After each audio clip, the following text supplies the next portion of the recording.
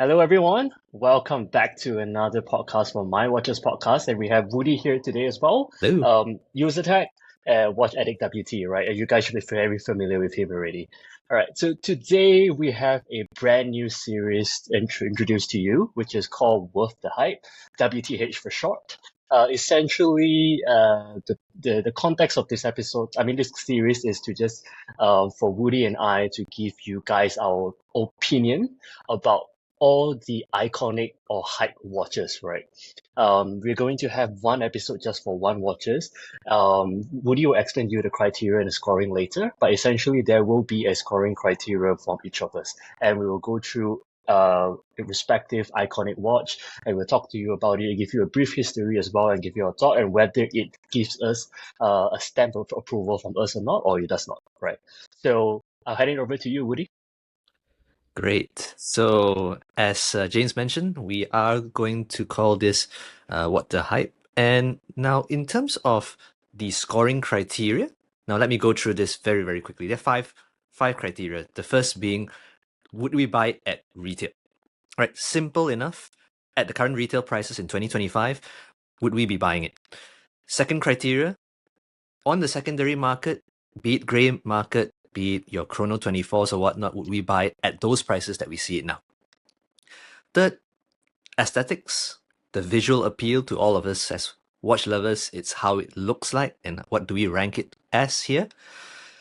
Horological features, so it could be the movement, it could be some design on the case, it could be anything that just adds some form of something that impresses us as enthusiasts. And last but not least, wearability.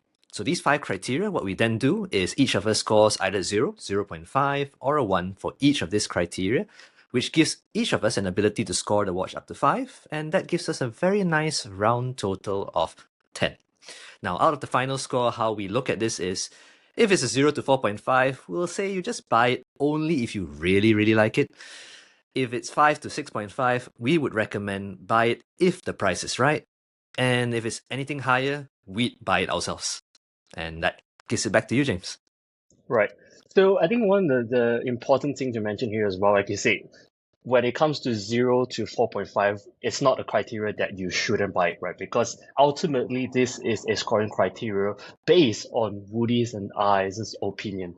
We're not going to go down into super technical. We're not going to drill down into every single element of it.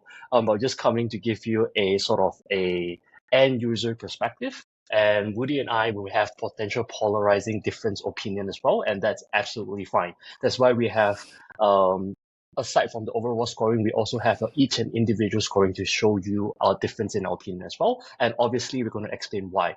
And the reason why we may not like it or we may like it might not apply to you, right? So just take it with a grain of salt. But ultimately, we hope that gives you a sort of an insights, a thought process, or from a fellow watch enthusiast and a watch buyer as well, slash watch collector, right? So jumping straight into it, as you can see from today's title as well, the first watch we're going to talk about is going to be the Rolex Submariner. Right? I think that's a great way to start. Particularly the modern variant of it, which is the 124060 and the 126610, the Submariner and Submariner Date. Right? As you all may know, it is a particular iconic watch. I would say arguably the most iconic dive watch in the world. Particularly for me, growing up as a kid, before I even started to like watches, before I even started to get to know watches, before I even started to get into watch collecting, I've really heard about Submariner, right? Ultimately, I know that somehow deep down in my as a very young kid, I know that when I grow older, I aspire to own one. Why? I think Rolex has done a brilliant marketing to it as well. Earlier days with the early James Bond from Sean Connery and so on, the watch that this particular James Bond was wearing was Submariner before Omega gets into the next sponsorship. So for those who do not know, and particularly the Oyster case, right? The Oyster case of it being proven to have great water resistance, right? So all in all, that what makes it a really, really iconic dive watch, which then also yields in many, many other homages as well, and other brands that have take cues and hints to produce the dive watches based on the Rolex Submariner, right? Anything Woody, you want to add in before we dive right into the score? I think it's the quintessential Rolex. Even those who are not into watches, if they ever see a sub on the wrist of somebody, they know it's a Rolex. It doesn't get as more iconic than that. And Mhm. I think there is something to be said about how well it's translated over the years to even people who are not into watches. And I think there's also something there that even if you pick up your first Rolex, this watch is going to be high up there on the list to acquire. So I think this is very befitting for us to get started with it. And without Mhm. further ado, I pass it back to you, James, for the Right. scoring. Cool. So, like I say, is it worth the hype? Right. Starting with the first criteria, is it worth it at retail? To me, I think that is definitely a yes. Right. So, if you could buy a Rolex Submariner, if you could if you get offered one by the Rolex boutique or slash AD, I'm pretty sure as much as 95 or even 99% of you guys would definitely say yes to owning it, right? At that value, for a watch that does exactly as what is advertised for, being a dive watch up to 300 meters, but frankly speaking, nobody would use it, but it actually does work up to 300 meters. A movement that is going to be really, really robust, and a build quality is going to be really great as well, where Rolex has been proven based on its history.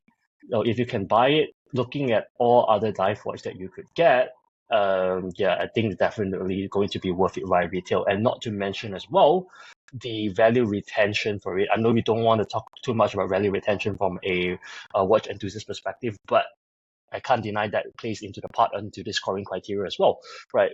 Buying it at retail, and if you do somehow feel like selling it, you're more than likely not going to lose your money and more likely going to make a profit out of this as well. So I would say definitely a yes, worth it in retail. Over to you. Well, for me, it was a bit of a tough one. Now, I think of it this way, right? The asking price is somewhere along the region of 10,000 US dollars currently. That's not small change. And it is a rather simple looking watch for that sort of money. But having said that, as James alluded to as well, this is one of the few watches that if an AD offers this to you at retail, even if you wear it for a few days and change your mind, you actually don't lose a single cent, right? So I'm on the fence on this. So I'm going to give it a zero point 0.5. Simply because unless you happen to accidentally create a huge gash in the bracelet or something on your first few days wearing, you could almost get away with a no regret move. You buy it at retail and turn up at a grey dealer tomorrow, they'll probably offer you at the very least the same price that you paid for it. So it's kind of a no-brainer from that perspective. But from a perspective of that price point at 10,000 ish and only going higher, I'm not so sure, especially if this price keeps going up. I think if it reaches a certain level, I might not even consider it worth the money anymore as well. But that's just my point of view. Back to you, James. Fair enough. Fair enough. All right. So moving down to the next criteria, right? We'll talk about worth it in retail. Right now, it's worth it in the secondary market, right? So this just either being used or either brand new or in the gray dealer. Straightforward, I would say it's a easy no for me, right? Even though the current secondary price at this moment, right, which is end of May in 2025, the price is not as crazy as it was 1.5, 2 years ago, but still it is exorbitant, right? And the reason why is zero because simply just look at the other alternative that you can purchase, right? Let's just if you want to keep it in the Rolex family, another thing you could do, you could probably look at a second-hand Tudor Black Bay, right? Or Tudor Black Bay 54, 58, you're spoiled for choice, right? And all of them, you could fetch it for a really, really, really, really cheap price in comparison to the Submariner. Is it as good as this? Probably not. You will not have key features like a glide lock. You will not have as big of a water resistance. You do not have a ceramic bezel. But the price difference is huge enough for you to accept those particular limitations that you get from it. And if you move beyond the Rolex family, you also have the close rival, which is Omega, the Omega Seamaster, right? For Omega Seamaster, you could fetch a great deal as well, and and arguably you can have even more interesting options as well via Omega because you have different colors. You have your No Time to Die titanium version with an interesting color as well, and now with different bracelets as well, with the Melanie's bracelets. Yeah, you have interesting options to change it up rather than with the sub you only have two. I mean three variant if you pass in the date as well. You have a black date, non-date, and a green bezel version. That's about it, right? So I would say, looking at what's available in the market from the alternative perspective, I would say no. You're better off buying some other brands. And plus, doesn't mean that it yields value retention. Buying it from a second-hand market, you might lose money. Looking at how volatile the gray market prices are right now. So yeah, a firm no for me at this moment. Over to you, Rudy. I think you've hit the nail on the head there. Ultimately, because grey is markets are asking for more than the retail right now, you have to, the way I look at it and how I recommend you look at it is as follows. In order for it to be worth, and that whole, I'm not a fan of value to retention, but even if I go along those lines, you're counting on the next sucker to pay 20% over retail for you to even retain your value. And you're also counting on the price of the watch slowly, incrementally reaching a point where even I will hesitate for a steel watch to pay something like a 15,000 US dollars. So it's a clear, absolute no for me there as well. It's doesn't make sense. I know if you really like it, you can get it, but at that sort of money, you might be off looking at something else. And James also alluded to it. There are plenty of options out there. I'm wearing one right now. It's a Black Bay 54. And I find that to be a much better proposition. But your mileage may vary there.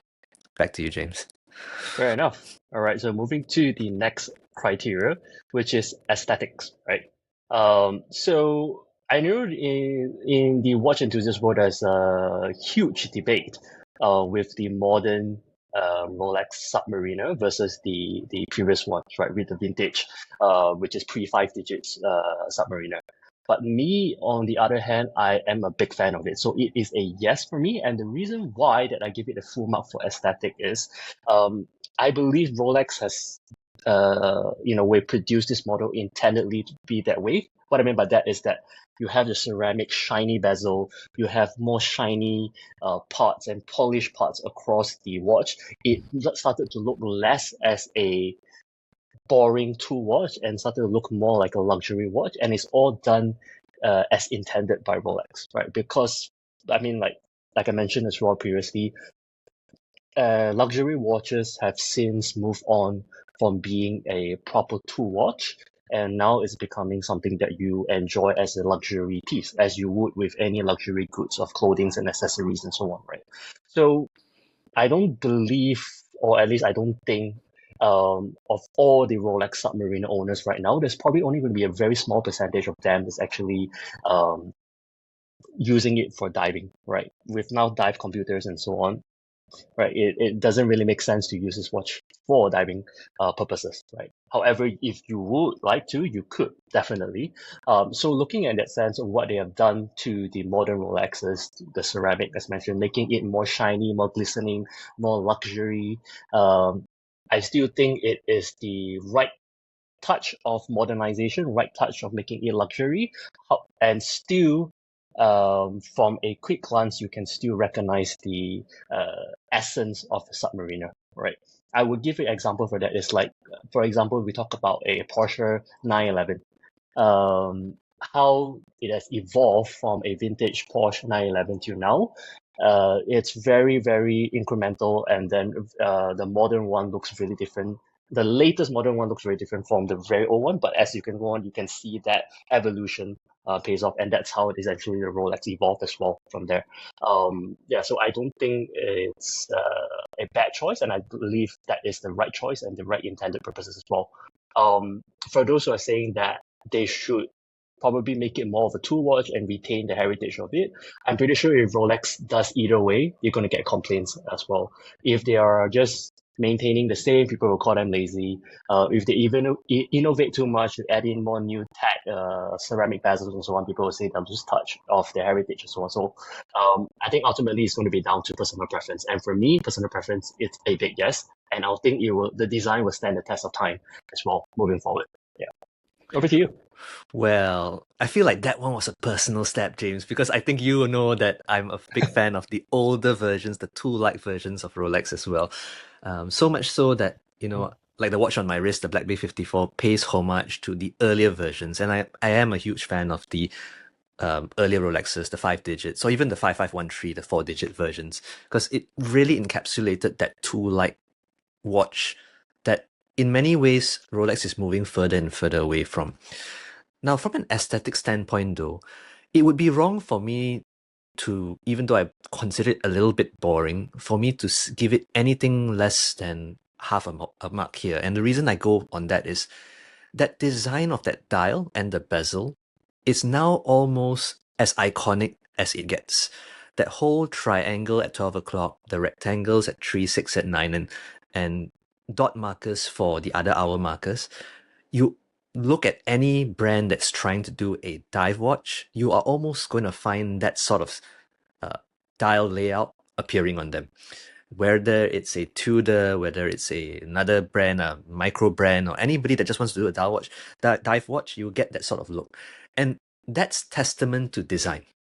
Good design, you don't really change. So for that basis, I'm still thinking that it's quite dull as a watch. Nothing, not a lot of flourish on it, but I can't give it anything less than half a mark there. So for me, not a full mark, but for me not to recognize it, and I'll be a hypocrite because I am wearing a dive watch that's homage to the Submariner as well. So it's a half a point for me. Okay. Right. Before we move on to the next criteria, I just want to touch on that point as well, right? So you mentioned that it's a little bit dull, it's a bit boring. Yes, it is. So do you think that Rolex is actually doing a right move by making it more shiny with the ceramic bezel, with more polished bevels across the watch as well? Does it make it less boring with by deviating away from being a tool watch? What do you think about That's a very good one. I think you're going to catch me in a bind here, James. So I think the reality is this. I that? think they have to because they are trying to justify the price going up. So I'm even expecting more and more, even if it's just a touch of it, they're already doing white gold hands and white gold markers at the moment. Anything that would make the justification of the price go a little bit more year on year is what they're going to do. So there's no way it's going to ever go back to an aluminium bracelet. I mean, aluminium bezel, if that's what you're asking. I think they've left that space for Tudor to operate in already. So in that sense, I don't really have a right to complain, do I? Yeah, fair enough. But ultimately, what I'm trying to, just to reiterate my point as well, I would say that as far as it deviates for you to becoming a pure tool watch, there is still the essence of it, and I think it's the right amount of essence because ultimately, like I said, you by one look of it, you know it's a Submariner.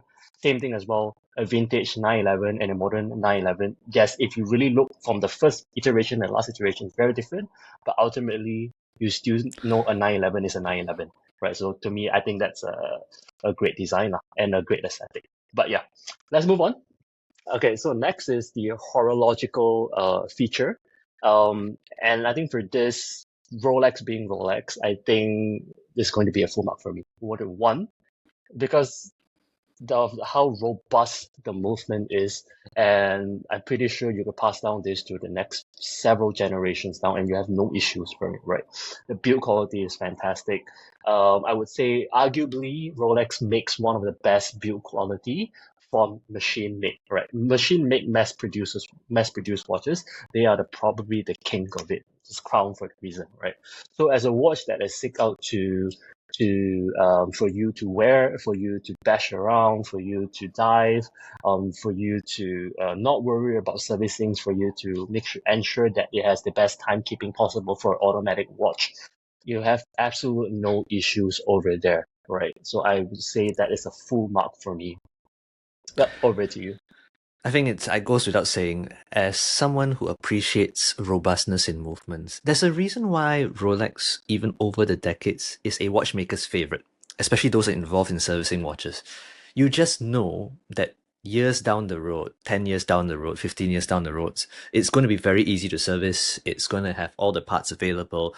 And even watchmakers that I've interacted with are very happy to service it. And these are not Rolex official watchmakers of any of that sort. So that peace of mind is amazing. It's not many brands out there that can actually give you that sort of feeling. And I also think they've done, as much as it doesn't appear that there's a lot of innovation, I think things like the glide lock remains one of the features that every time I see a variation of it on another brand, I get happy because it's one of those things that I kind of wish that more brands do it. Even like this watch that I'm wearing right now has what they call a T-fit class. One could argue it's really a variation of that, as long as you can do a micro adjustment on the wrist. It's innovations like that that improve your quality of life. So it's an easy one here, even from me. Fair enough. Fair enough. All right. Now moving on to the next and final criteria, which is going to be wearability, right? So wearability for me, interestingly, that Woody touched on the glide lock, but I'm going to talk more of the wearability of the glide lock over here, right? So it's not a zero for me, but it's not going to be a full marks for me as well, right? For the reason for that is because the particular in terms of the changes from the 1-1 series to the 1-2 series, Rolex have gone up in terms of the diameter from the 40 to 41. But I do not have actual issues on the case size. But what I have issues with is actually the particular bracelet, right? It's 1 millimeter increase of the bracelet, which makes the entire glide lock really chunky. It is also enlarged over here, right? So that really makes it really, really chunky from the bottom end. However, from the top end, I actually like what they did with the max reduction of the maxi case. And it fits really, really well on my wrist versus the 1-1, right? And I mentioned, most importantly, the glide lock allows you to adjust it to a very comfortable position. And the reason was that so, and the reason why I really like it as well is because both me and my wife are able to wear it with just adjusting the glide lock without removing any links, right? So that shows you the sort of capability of a glide lock that can go down to both male and female sizes very easily, very rapidly, and very conveniently as well, right? Up to now, you do not see many, as there are several iterations of it, but however, none, I would dare say none that has done it as refined as what the Rolex Submariner has done. And therefore, I cannot give it an absolute zero. However, yeah. And one thing I also have to give credit to Rolex as well is that typically their watches wear so much better versus what you see on the spec on paper, right? It is a 41, but to be honest, it actually wears like a 40, right?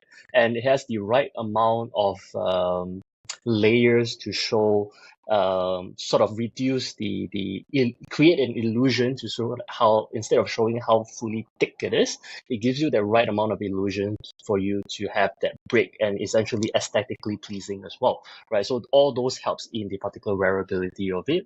And I am sure it would fit majority of the risk, probably not all, because Woody would probably disagree with me right there. So yeah, I will not be an absolute zero. I'll give it a 0.5 there. Yeah. Yeah, so to those of people who know me for a while, I am a huge proponent of the wrist size challenge people, or the tiny wrist tribe, if you like, because I have a smaller wrist.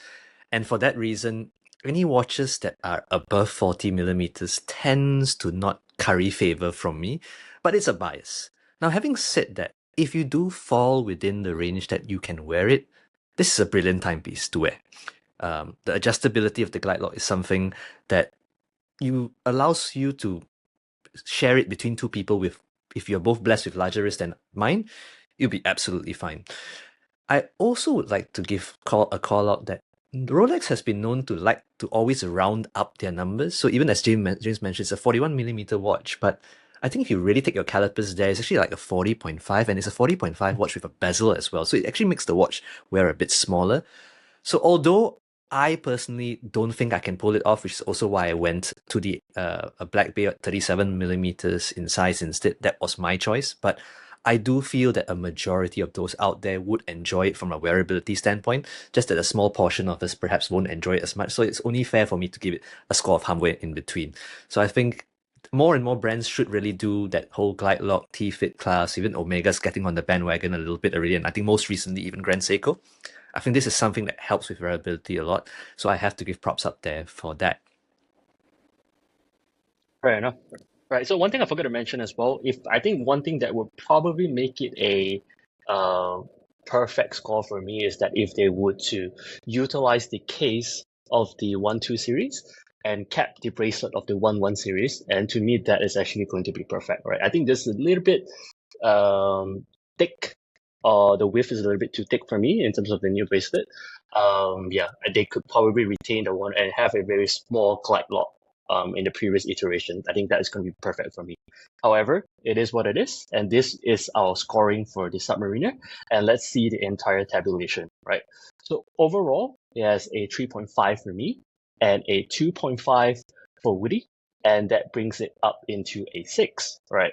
So this is, if you remember the previous table, that shows that this is something that we would recommend for you to get if the price is right, right?